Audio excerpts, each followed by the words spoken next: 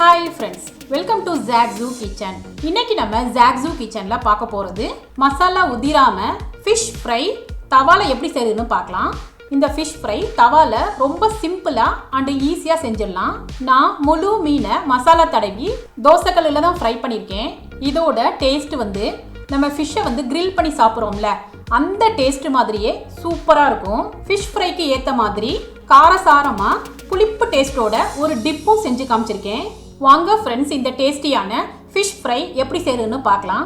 Friends, இந்த video உங்களுக்கு பிடிச்சிருந்ததுன்னா லைக் பண்ணி ஷேர் பண்ணுங்க. சப்ஸ்கிரைப் பண்ணாதவங்க சப்ஸ்கிரைப் பண்ணிட்டு பெல் ஐக்கானை கிளிக் பண்ணிக்கோங்க. இந்த வீடியோ உங்களுக்கு பிடிச்சிருந்ததுன்னா வீடியோக்கு ஒரு லைக் கொடுங்க ஃப்ரெண்ட்ஸ். நான் இந்த மாதிரி ஒரு முழு மீன் எடுத்திருக்கேன். இதுக்கு பேர் வந்து பிளாக் சீ பாஸ். இதை தமிழில் கருப்பு கொடுவா மீன்னு சொல்லுவாங்க. கிரில் பண்ணுறதுக்கெலாம் இந்த மீன் வந்து ரொம்ப டேஸ்ட்டாக இருக்கும். நான் இந்த முழு மீனை நடுவில் வந்து ரெண்டாக கட் பண்ணியிருக்கேன். இது மண்டையெல்லாம் பார்த்தீங்கன்னா ரொம்ப செதில் இருக்கும். அதெல்லாம் நல்லா க்ளீன் பண்ணிவிட்டு நல்லா வாஷ் பண்ணிவிட்டு வச்சுருக்கேன். இப்போ இந்த மீனில் வந்து ஷார்ப் நைஃபை வச்சு இந்த மாதிரி கட்ஸ் கொடுத்துக்கணும். மீனில் வந்து எவ்வளோக்கு எவ்வளோ கட்ஸ் கொடுக்குறோமோ அந்த அளவுக்கு மசாலா வந்து உள்ளே இறங்கும். நான் இந்த மாதிரி முழு மீனையுமே நல்லா டீப்பாக கட் பண்ணிட்டேன். ஒரு பெரிய ட்ரேயில் கொஞ்சம் தண்ணியை சேர்த்துக்கிறேன். இப்போ இதில் இஞ்சி பூண்டு paste 1/2 teaspoon, salt 1/2 teaspoon add பண்ணிக்கிறேன், lemon juice 1 tablespoon add பண்ணிக்கிறேன்.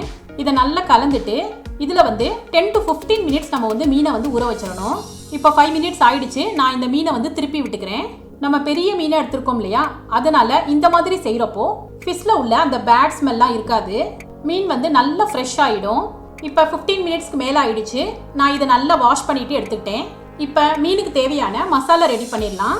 ஒரு பவுலில் மைதா மாவு 1 table spoon, Kashmiri chilli powder 1 table spoon, நீங்கள் நார்மல் மிளகாய் தூள் எடுக்கிறதா இருந்தால் 3/4 டேபிள் ஸ்பூன் எடுத்துக்கோங்க, மஞ்சள் தூள் 1/2 டீஸ்பூன், பெப்பர் பவுடர் 1/4 டீஸ்பூன், முழு தனியாவை 1க்கு 2 இந்த மாதிரி நல்லா க்ரஷ் பண்ணிவிட்டு 1 டீஸ்பூன் எடுத்திருக்கேன், இஞ்சி பூண்டு paste 1 teaspoon, salt 1 teaspoon, lemon juice 1 tablespoon, coconut oil 1 table spoon.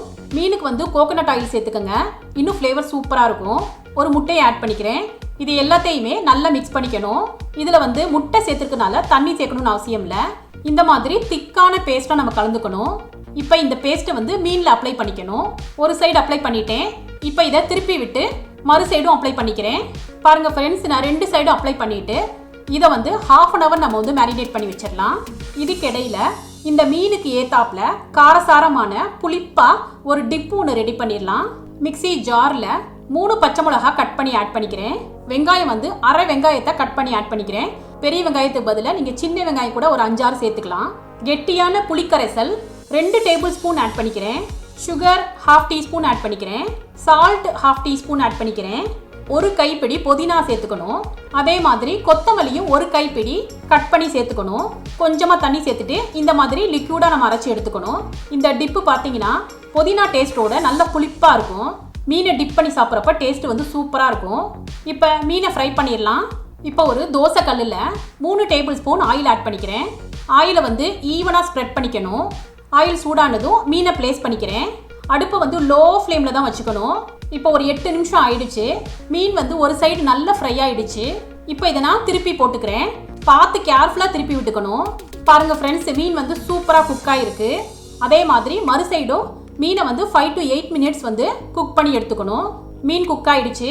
இதை நான் இப்போ ஒரு ட்ரேக்கு மாற்றிடுறேன். இதுக்கு மேலே ஒரு பிளேட்டை வச்சு மீனை வந்து அப்படியே திருப்பி விட்டுக்கணும். பாருங்கள் ஃப்ரெண்ட்ஸ், நம்மளோட ஃபிஷ் ஃப்ரை வந்து சூப்பராக ரெடி ஆகிடுச்சு. பார்க்கவே அப்படைசிங்காக இருக்குது. மசாலா உதிரவே இல்லை, அப்படியே கிரில் மாதிரியே குக் ஆகிருக்கு. இதோட டேஸ்ட் வந்து அட்டகாசமாக இருக்கும். கண்டிப்பாக ஒரு தடவை ட்ரை பண்ணி பாருங்கள் ஃப்ரெண்ட்ஸ். இந்த டேஸ்டியான ஃபிஷ் ஃப்ரை ரெசிபி உங்களுக்கு பிடிச்சிருந்ததுன்னா நீங்கள் ட்ரை பண்ணி உங்கள் எக்ஸ்பீரியன்ஸை கமெண்ட்டில் ஷேர் பண்ணுங்கள். சுவையான சமையல், சுகமான வாழ்வு. தேங்க்யூ.